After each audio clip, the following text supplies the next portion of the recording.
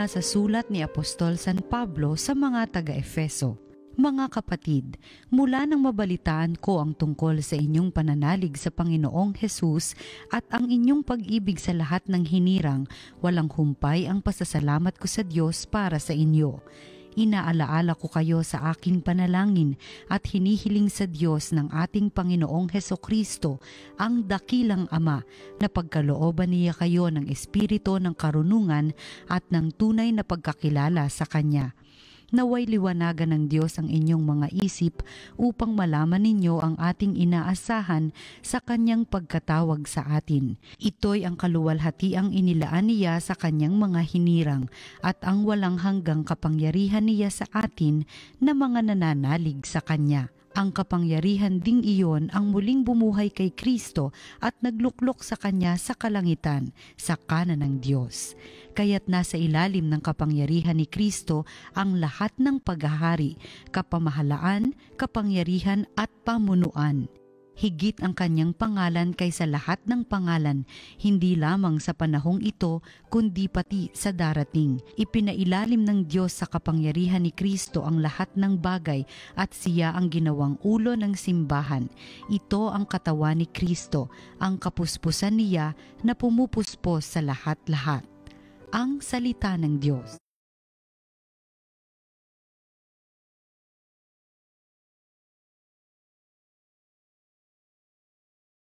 Pinamahala sa tao ang lahat ng nasa mundo.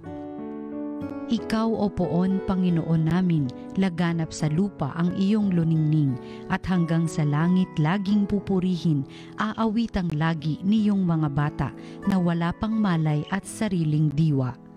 Pinamahala sa tao ang lahat ng nasa mundo. Ang likha mong langit kung aking pagmasdan, pati mga tala, bituin at buwan. Ano nga ang tao upang iyong alalahanin, ay ano nga siya sa sukat mong kalingain. Pinamahala sa tao ang lahat ng nasa mundo. Nilikha mo siya na halos kapantay ng iyong luningning at kadakilaan. Pinamahala mo sa buong daigdig sa lahat ng bagay malakit maliit. Pinamahala sa tao ang lahat ng nasa mundo. Ang mabuting balita ng Panginoon ayon kay San Lucas.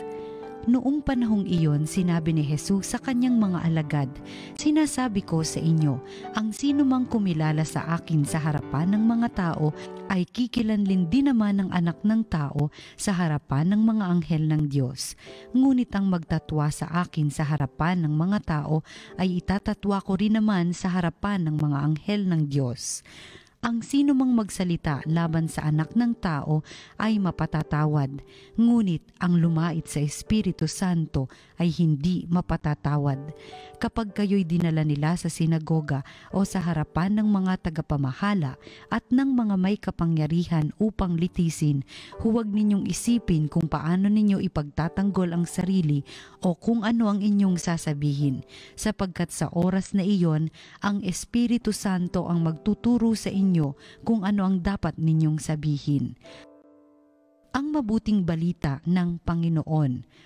Pinupuri ka namin, Panginoong Hesukristo.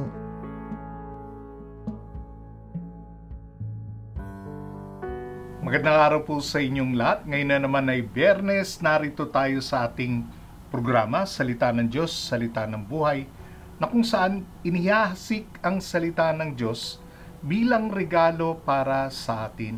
At ang regalo na ito ay nagiging regalo din para sa ibang tao, sa kapwa natin. Alam niyo, kalooban ng Panginoon na bigyan tayo ng regalo talaga at bigyan ng maraming pagpapala.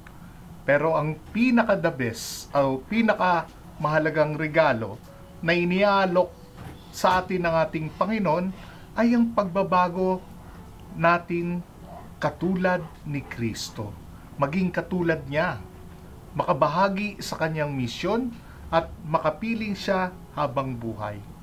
Ito ay naiibang regalo sa atin dahil nagiging totoo na ating pag-aari at malaya natin to na ibibigay o na ibabahagi din sa iba. Nakita natin ang regalo ay di lang para sarilinin. Ginagamit ito para sa iba. Proseso ng pagbabahagi sa kapwa. Tinawag ni Jesus ang kanyang mga disipulo. Tinuruan niya at nakipamuhay kasama nila. Ngayon ay sinusugo niya upang ibahagi, upang maging regalo din para sa kanyang kapwa. Sinugo niya sila dala-dalawa dahil kailangan nila ang isa't isa. Magkaroon ng tulungan, kolaborasyon, magkaroon sa madalit salita ng komunyon. Laban sa masamang espiritu na ang hangad ay dibisyon. Kapag may komunyon, lamang may sasagawa ang misyon na ibinibigay sa kanila.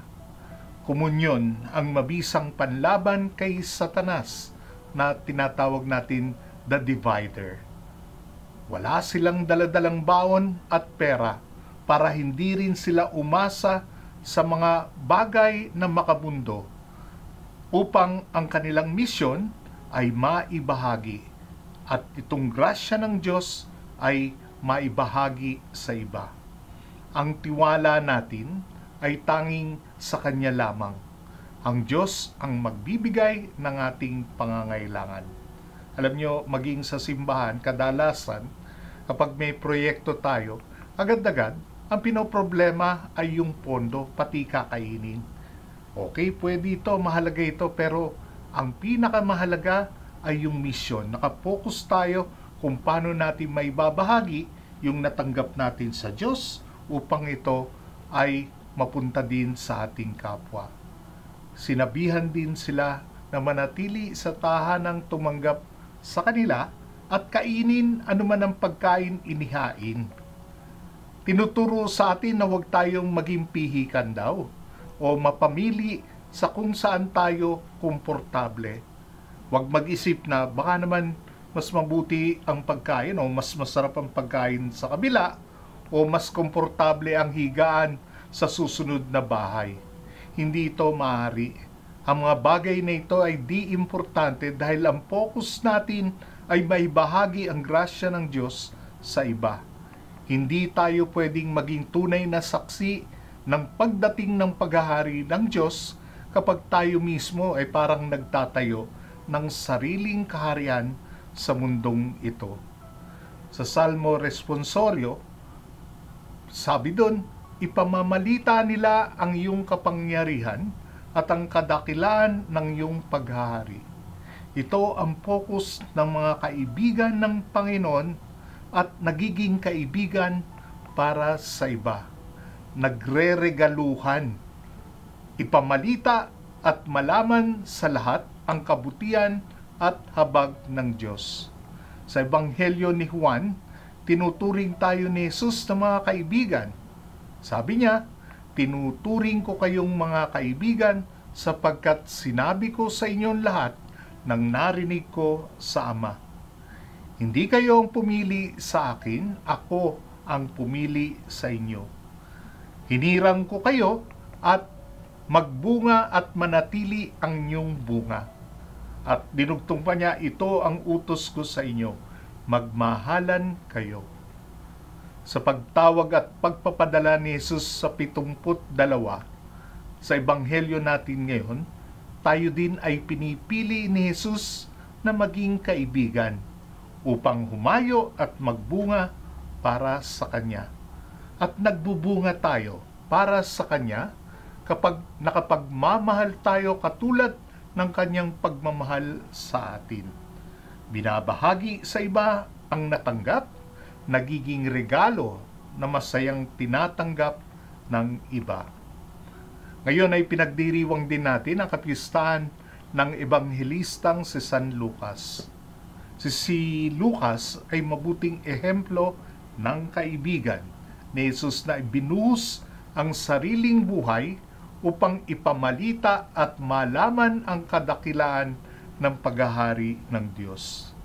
Nakita natin sa unang pagbasa, habang ang lahat ay iniwanan si Pablo, na natili si Lucas kasama siya. Pinagpapatuloy ang pagpapalaganap ng mabuting balita. Si San Pablo din ay isa ding mabuting ehemplo. Sa kabila ng maraming oposisyon, kalaban, iniwan ng kanyang mga kasamahan, nagpatuloy siyang ipahayag ang mabuting balita tungkol kay Hesukristo. Hindi niya inalis ang kanyang pagtingin sa Panginoon bilang kanyang lakas. Kaya naman, naging matatag siya sa kabila ng maraming pagdurusa, pag-uusig. Ito ang nagpapakita sa atin kung paano tayo magbubunga. Bungang nananatili. Gamitin ang regalong kaloob sa atin ng Panginoon. Marami pong salamat sa inyong lahat at ngayon tayo'y mananalangin. Sa ngalan ng Ama, ng Anak, at ng Espiritu Santo. Nagpapasalamat kami sa iyo, Panginoon, sa araw na ito. Nawa, Panginoon, alam namin na ang misyon ipalaganap ang mabuting balita ay may kaakibat na pag-uusig, pagdurusa at pagtitiis. Pero umaasa kami at nagtitiwala na bibigyan mo kami ng lakas hanggang huli. Ibibigay mo sa amin ang lahat ng aming pangangailangan upang sundin ang loob mo at makapamunga kami ng pagmamahal.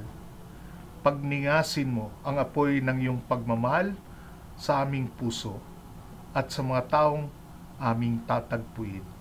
Ang lahat na ito iniling namin sa ngalan ng iyong anak at si Kristong aming Panginoon. Sa ngalan ng Ama, ng Anak, at ng Espiritu Santo.